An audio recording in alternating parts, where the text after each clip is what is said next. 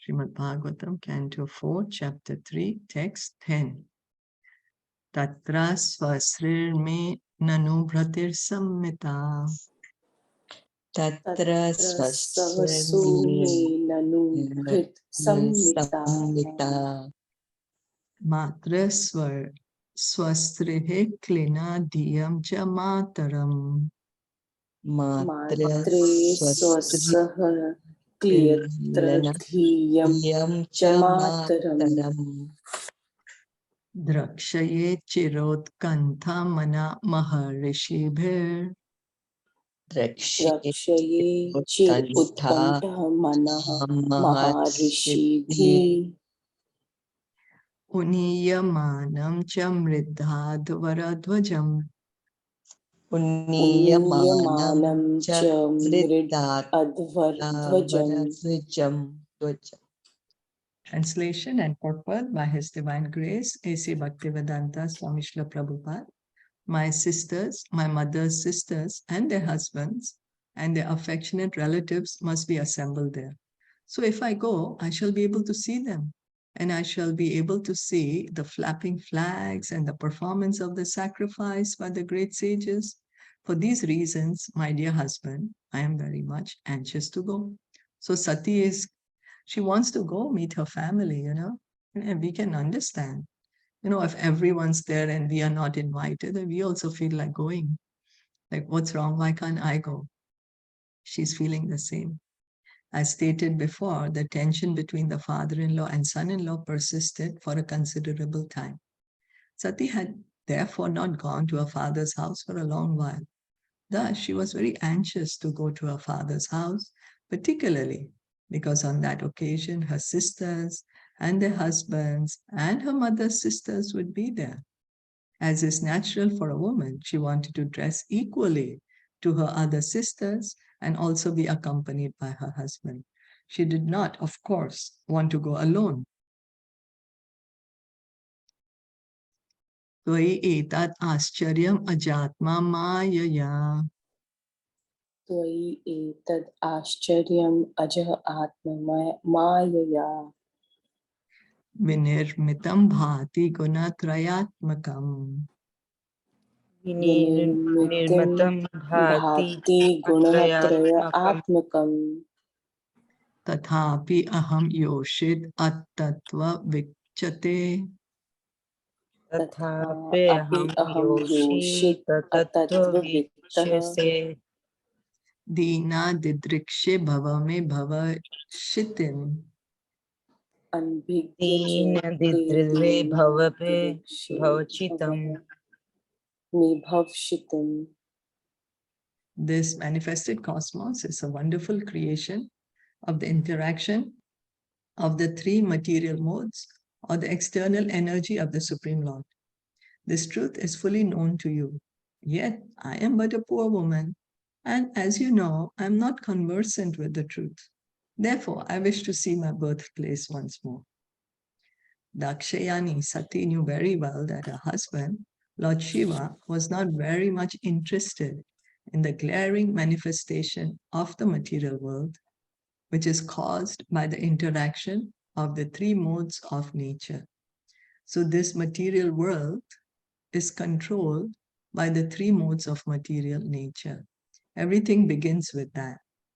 The three modes of nature, they get agitated by the glance of Lord Vishnu, and the entire creation happens. So the objects of the senses, everything is coming from these three modes of nature. So that's why it's very difficult to overcome them. This goodness, passion, and ignorance. Just like in the spiritual world there is Sat, Chit, Ananda, the Hladini, the Samvit, and the Sandhini Shaktis. Here it is ruled by this three modes of nature, Rajogun, Tamogun, and Sattvagun. Therefore, she addressed her husband as Aja, which refers to one who has transcended the bondage of birth and death, or one who has realized his eternal position. Lord Shiva is not an ordinary living entity. He's a tattva by himself. He's, of course, one of the Mahajans. And so Sati, and he is not at all interested in the material world. It is his service which he's doing to the Lord that he's in charge of the destruction of the material world, but he's only interested in engaging in devotional service. So she stated the illusion of accepting the perverted reflection, the material or cosmic manifestation, to be real is not present in you because you are self-realized. So she understands Lord Shiva's position that he is not in the bodily concept of life. For you, the attraction of social life and the consideration that someone is father, someone is mother, and someone is sister, which are illusory relationships, is already over. But because I'm a poor woman, I'm not so advanced in transcendental realization. Therefore, naturally, these appear to me as real. So she's saying, okay, you are liberated, you are understanding that this is all material, that these relationships are temporary, they are not eternal relationships.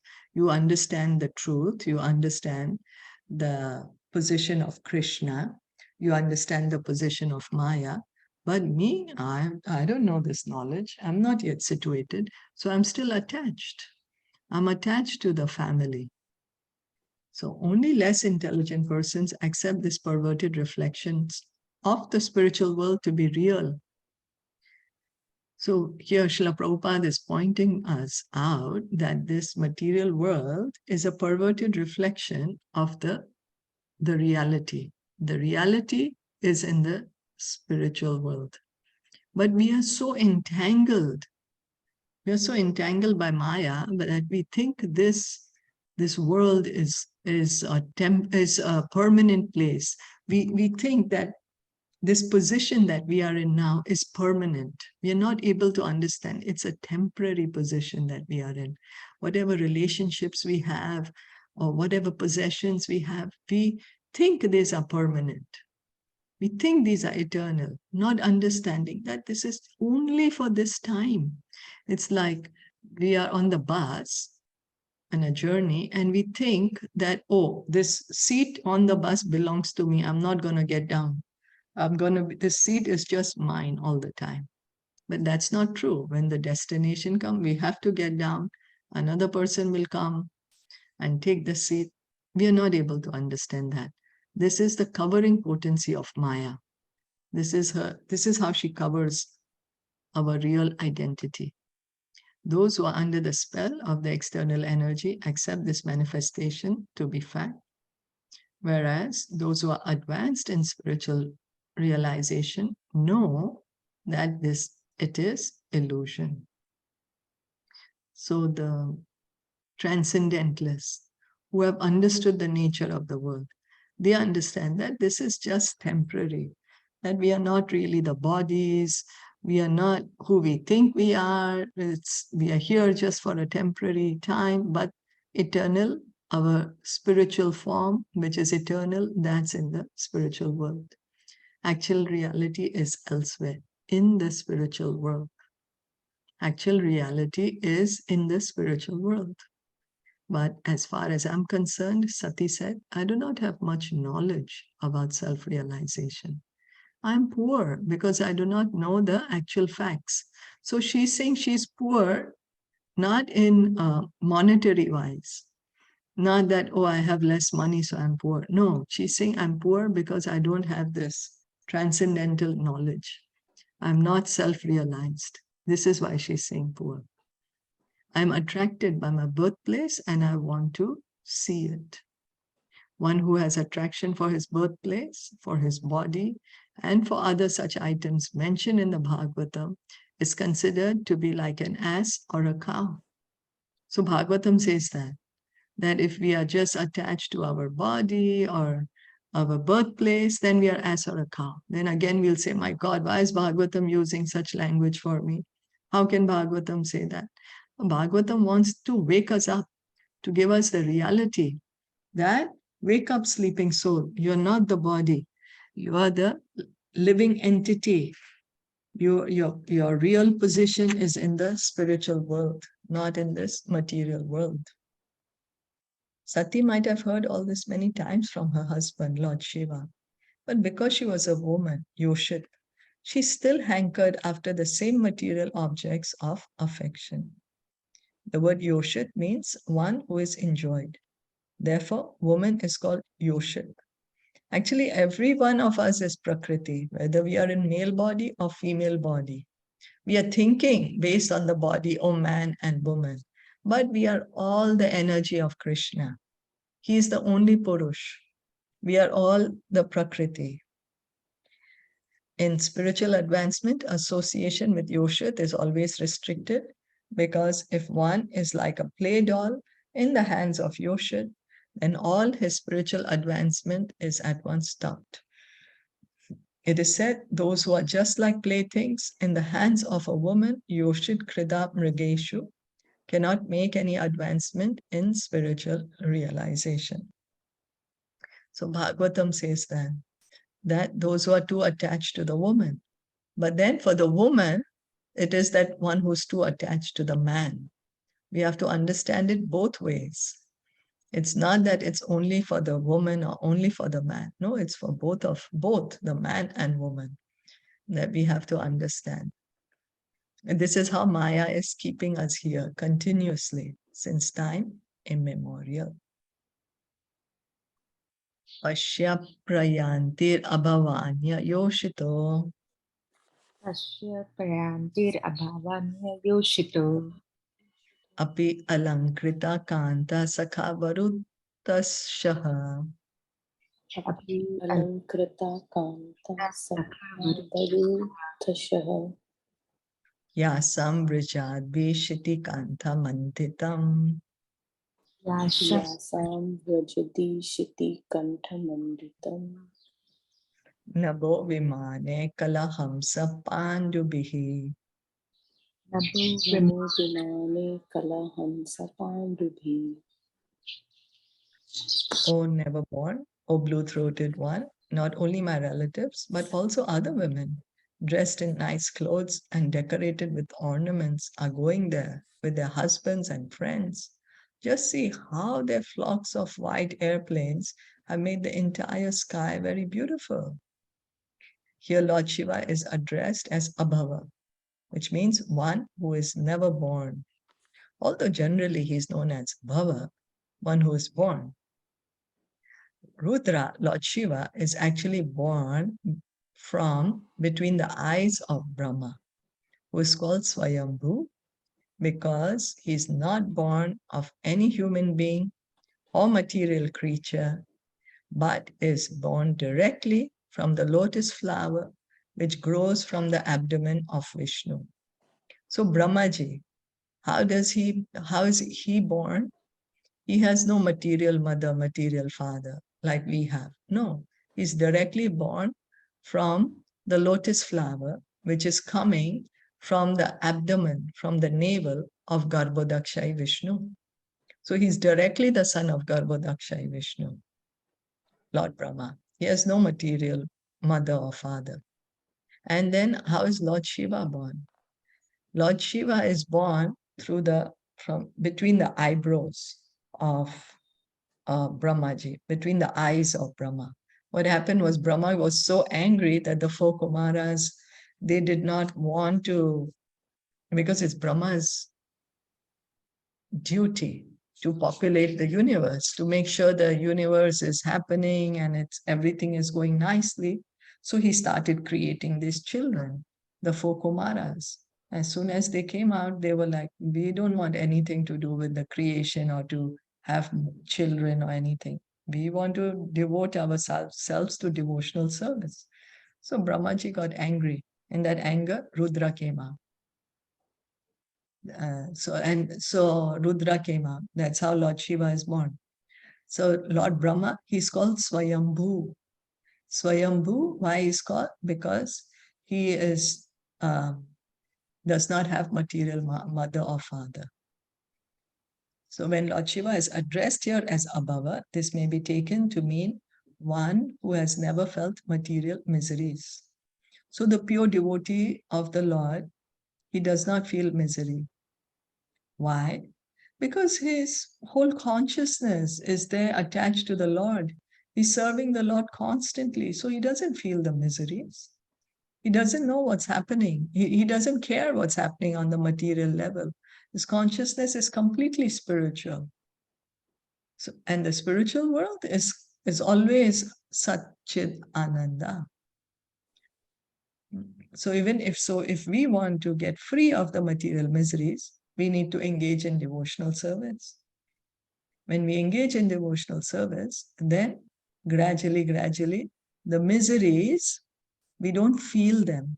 They will come. It's not that they don't come, but the sharp trident, we don't feel that then. The miseries will come, but the pure devotee does not feel it. Sati wanted to impress upon her husband that even those who were not related to her father were also going, to say nothing of herself, who was intimately related with him. So she's feeling so bad that, people who are not even related are going, but I'm not going. Lord Shiva is addressed here as blue-throated, Nilkantha, blue-throated. Lord Shiva drank an ocean of poison and kept it in his throat, not swallowing it or allowing it to go down to his stomach. And thus his throat became blue. Since then, he has been known as Nilkant or blue-throated. So Lord Shiva, this is his greatness, that he's able to drink the poison and keep it in his throat. If we were to imitate him, we would die immediately. The reason that Lord Shiva drank an ocean of poison was for others' benefit. When the ocean was churned by the demigods and the demons, the churning at first produced poison. So because the poisonous ocean might have affected others who were not so advanced, Lord Shiva drank all the ocean water. In other words, he could drink such a great amount of poison for others' benefit. And now, since his wife was personally requesting him to go to her father's house, even if he did not wish to give that permission, he should do so out of his great kindness. So she's telling, you're so kind. You did such a great service for everyone. You drank the poison, otherwise everyone would have died. So you're so kind. Now you be kind to me also. You come with me, please, to my father's house. That is how she is addressing him. Katham Sutaya Is it, Pitrageha. is it that she's trying to convince Lord Shiva in any way by giving all the examples that come with me and let's go, right? Yes. She's trying to convince with everything that she knows about Lord Shiva, so giving those examples. And Yeah, she's unknowingly also glorifying Lord Shiva. Yes. Yes. And she's trying to convey to him her eagerness to go. Oh, okay. That she's so eager to go. She's also conveying that. Okay. Katham Sutaya Pitrageha Kautukam. Katham Sutaya Pitrageha Kautukam. Nishamya Deha Suravarya Ningate. Nishamya Deha Suravarya Ningate. Anahuta Api Abhiyanti Sauhridam. Anahuta Api Abhiyanti Sauhridam. Bhartur Guror Deha Kritascha Ketanam. Bhartur Guru Deha Kritascha Ketanam. O best of the demigods, how can the body of a daughter remain undisturbed when she hears that some festive event is taking place in her father's house? Even though you may be considering that I have not been invited, there's no harm if one goes to the house of one's friend, husband, spiritual master, or father without invitation. So she's like, it's all right. We didn't get invited. Let's go. It's my father after all. I am greatly disturbed. How do you think I will not feel disturbed? Anyone would get disturbed, she's saying. if she hears that there's a great festival happening in her father's house and she's not able to go. So, reading on. Tanme prasidedam amartya vanchitam.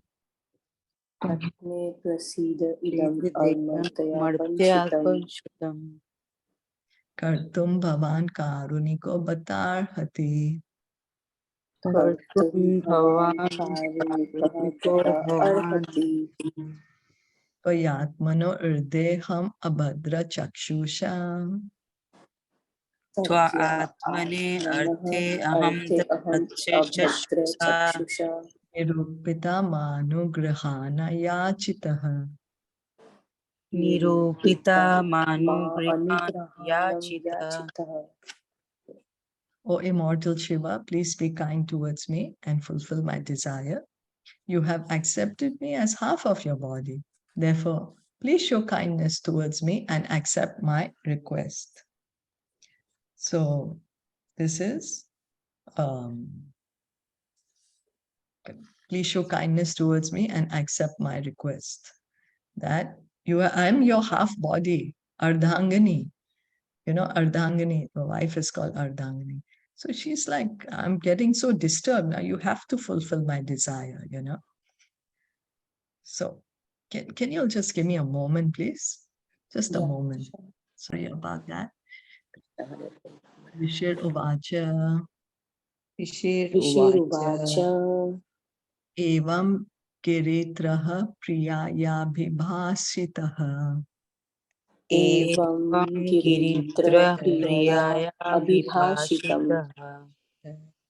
Pratyabhid Pratyabhyadhata Prahasan Surit Priya. Pratyabhyadhata Pratyabhyadhata prahasan prahasan suhit suritah priya. priya. Samsmarito Marma Bida Kuvat Ishun. Samsmarito Samsmarita marmabida marmahida kuvad kuvan ishun. ishunam. Yan aha ko Vishwasrijam Samakshataha. Yan Aha aha ko vishwasrijam vishwasrijam samakshataha. samakshataha. The great sage Maitreya said, Lord Shiva, the deliverer of the hill Kailash, having thus been addressed by his dear wife, replied smilingly, although at the same time he remembered the malicious, heart-piercing speeches delivered by Daksh before the guardians of the universal affairs.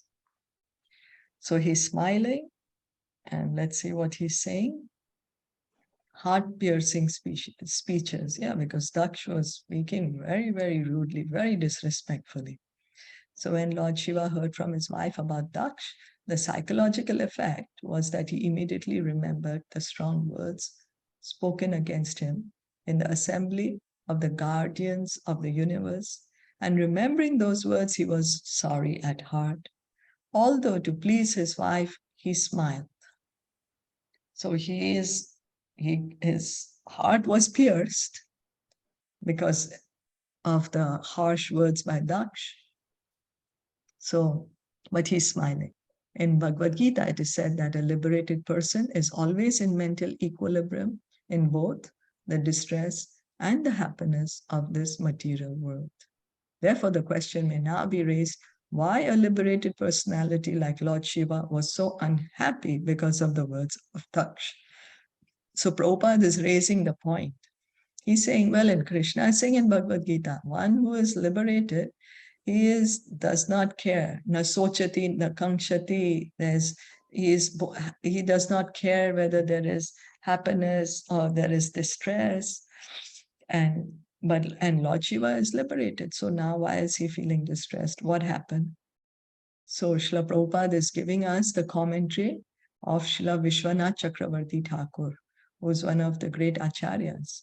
You see the purports that Srila Prabhupada has put, he has scrutinized the purports of the great acharyas, Sridhar Swami, Vishwanath Chakravarti Thakur, for the Bhagavad Gita, also Balladev Vidyabhushan, and then he's written the purports. So we are getting the cream of the essence of the purports by all the acharyas. Lord Shiva is Atmaram, or situated in complete self-realization. But because he is the incarnation in charge of the material mode of ignorance, Tamagun, he is sometimes affected by the pleasure and pain of the material world. The difference between the pleasure and pain of this material world and that of the spiritual world is that in the spiritual world, the effect is qualitatively absolute. So the explanation Vishwanath Chakravarti Thakur is saying that Lord Shiva is the master of the mode of ignorance. He's the master of the mode of ignorance. And so sometimes he's affected by this mode of ignorance. And so sometimes he's affected by the pleasure and pain. So one may feel sorry in the absolute world, but the manifestation of so-called pain is always full of bliss. So in the spiritual world, pleasure and pain is both blissful. You know, like we see the gopis crying. Here Prabhupada is speaking about it, but it's full of bliss. We can't understand it because for us, pain means painful, suffering. But in the spiritual world, because it's absolute, pleasure and pain both are blissful. There's no suffering. For instance, once Lord Krishna in his childhood was chastised by his mother Yashoda, and Lord Krishna cried. But although he shed tears from his eyes, this is not to be considered a reaction of the mode of ignorance, for the incident was full of transcendental pleasure. So it's not that because Krishna is crying, that his mother is shouting and he's crying, so this thing is in the mode of ignorance. No. Or we say, oh, angry means mode of ignorance for us, right? Because that's the material world. But Lord Krishna and Yashoda Mai, they're on the transcendental platform. So they both are experiencing transcendental bliss. When Krishna was playing in so many ways, sometimes it appeared that he caused distress to the gopis. But actually, such dealings were full of transcendental bliss. That is the difference between the material and spiritual world. So the gopis were crying when Krishna left them, but they were experiencing the highest bliss, Vipralamba Seva. This is what Lord Caitanya came to tell us. He came to show us, he came to teach us how we can love Krishna in separation, as the gopis were doing. You know, and the gopis were experiencing the highest pleasure, not that they were suffering. They're not suffering. There's no suffering on the spiritual platform. It's only bliss. The spiritual world, where everything is pure, is pervertly reflected in this material world. Since everything in the spiritual world is absolute, in the spiritual varieties of apparent pleasure and pain, there is no perception other than eternal bliss. Whereas in the material world, because everything is contaminated by the modes of material nature, there are feelings of pleasure and pain. So here, the material world, there are these modes of goodness, passion, and ignorance. There is the duality, pleasure and pain. But spiritual world is absolute. So pleasure and pain both are blissful. The material world, because it's perverted reflection, there is the duality. So we feel pleasure, yes, very good, and pain, we suffer. Therefore, because Lord Shiva, although a fully self-realized person, was in charge of the material mode of ignorance, he felt sorrow. So the thing is that sometimes Lord Shiva gets influenced by the mode of ignorance. Is that okay?